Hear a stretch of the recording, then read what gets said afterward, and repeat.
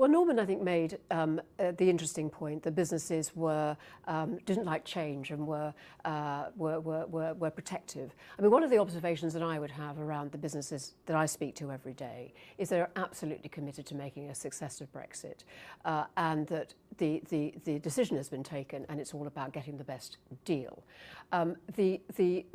The things that they are most concerned about are continuing to have barrier-free access to the European Union, about skills and talent, and also about there being a smooth transition. It's often been said, particularly by those who voted leave, that business people are still trying to fight the referendum again. Is that a fair criticism in your view? It's really I think I have not had that conversation once with the businesses I speak to. Businesses are practical. I think they always knew that this was going to be a decision taken by the British people. We at the CBI, we made the economic case, but we never aligned with their campaign. We always understood this was a decision that was going to be based on factors that went beyond economics. So the conversations that I think businesses are now having are around what does the plan look like? What does the new Brexit deal look like? But how helpful or otherwise is it when we see companies like Nissan going into number 10 and seemingly getting special treatment? Doesn't that play to the narrative that business is somehow asking for special treatment from government? I think the most important thing is that all businesses of all sizes across the country are listened to, because we really are in unprecedented times. I think the coming year is going to be even more significant than last year in terms of the decisions taken. And it is going to be about collaboration between business and government across all sectors and all sizes of business. So that's what we need for the coming year. So there is no case, so far as you're concerned anyway, of businesses trying to be nursemaided through this process? I don't think so. I mean, what I see actually is a government that now is engaging very well with business, is listening to all sorts of different voices. I think many ministers are travelling out of the country. We're very much making sure that the voices of our members are being heard.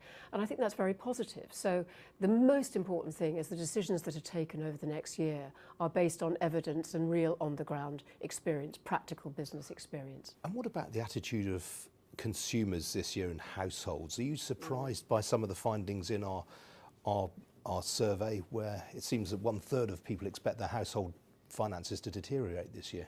I think it's been a very interesting year in that consumer spending has held up well. People have been dipping into savings, and it's been we've seen some good economic outcomes at the end of 2016. There are headwinds. I think we know that there are going to be headwinds. We're going to begin to see inflation coming in through higher import prices. We are seeing the impact of uncertainty on business investment that came through in the last quarter of last year.